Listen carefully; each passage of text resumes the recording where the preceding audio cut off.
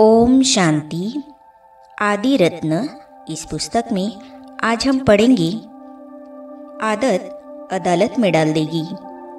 इस विषय पर आदि रत्न दादी हृदय पुष्पा जी अपने ही शब्दों में उनके ईश्वरीय ज्ञान में आने की कहानी बताती है। तो चलिए आज हम इसे पढ़ते हैं।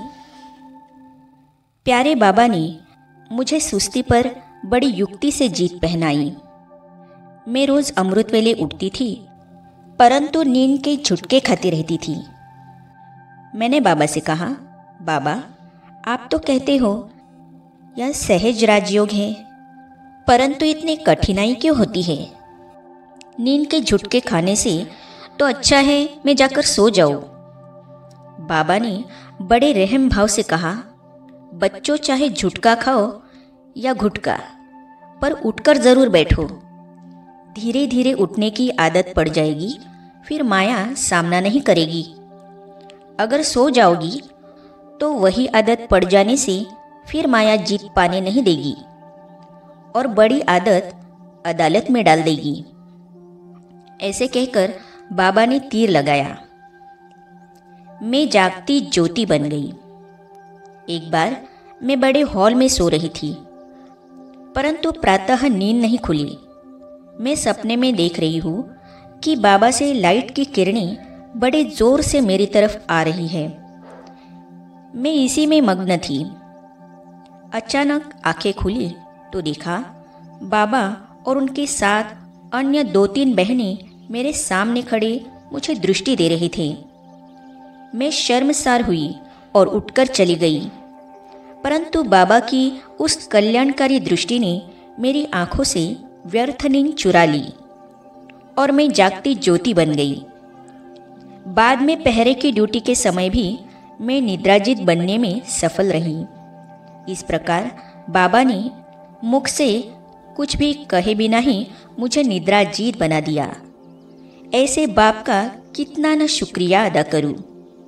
इसी निद्राजीत की स्थिति को आगे बढ़ाते हुए एक रात मैं सारी रात्रि योग करने का संकल्प लेकर बैठ गई। मुझे समय का एहसास नहीं था। रात्रि 2 बजे प्यारे बाबा की ब्राह्मणी आई। बाबा ने उसे टॉर्च देकर भेजा था कि जाओ देखो ऐसे कौन सी आत्मा है जो मेरी भी नींद को फिटा रही है। वह ढूंढते ढूंढते मेरे पास पहुंची, फिर मुझे ले गई बाबा के पास। बाबा बोले, बच्ची क्या बात है जो मेरी नींद फिटा रही हो? बोलो बाबा से क्या चाहिए? ऐसे कहते दृष्टि देने लगे। वह दृष्टि मुझे इतना निहाल करती रही जो उस प्यार के सागर में मैं समा गई। वे सुखद मिलन की घड़ियाँ जिंदगी में कभी भूल नहीं सकती हूँ। जो पाना था सो सब कुछ पा लिया, ऐसे भरपूर महसूस करती हूँ। बाबा की युक्ति। यज्ञ में एक छोटी कन्या बाबा की याद में नहीं रह पाती थी। उसको बाबा ने एक सेवा दी थी। वो कौन सी सेवा थी सुनकर आपको भी आश्चर्य लगेगा। वो सेवा थी हर 5 मिनट में बाबा को आकर पूछना, बाबा आपको शिव बाबा याद है? वो पूछने के लिए आई। बाबा ने धन्यवाद दिया। मेरे सामने ही 3-4 बार आकर पूछ कर गई तो मुझे वंडर लगा। मैंने पूछा, बाबा यह छोटी कन्या आपको ऐसे क्यों पूछती है? बाबा ने हंसते हुए कहा, बच्ची यह बच्ची शिव बाबा को याद नहीं करती, इसी बहाने उसको याद आ जाएगी, इसीलिए बाबा ने यह युक्ति रची है।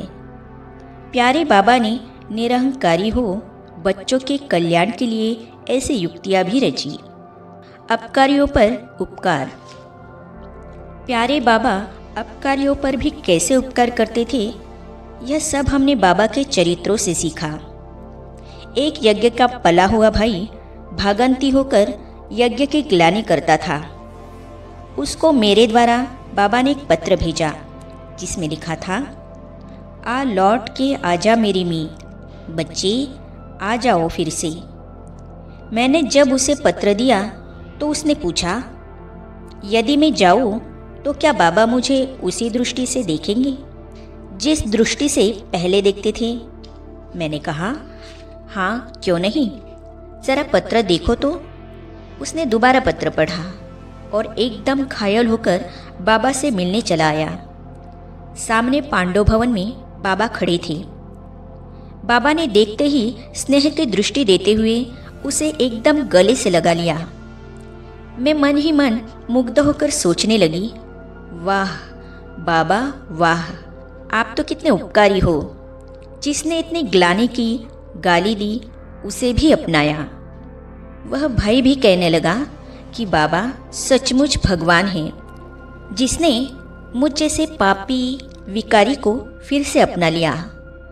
यह था अपकारी पर उपकार करने का दृश्य। आगे हम पढ़ेंगे यज्ञ के घोड़े। इस विषय पर दादी हृदय पुष्पा जी अपने अनुभव व्यक्त करती है, तो इसे हम पढ़ेंगे अगली कड़ी में। तो ये जानने और पढ़ने के लिए इस चैनल को सब्सक्राइब करने के साथ ही साइड में जो बेल आइकॉन है उसे भी क्लिक कीजिए, ताकि आने वाली सभी वीडियो और अब तक की सारी वीडियो आप तक पहुंचती रहेगी। ओम शांति।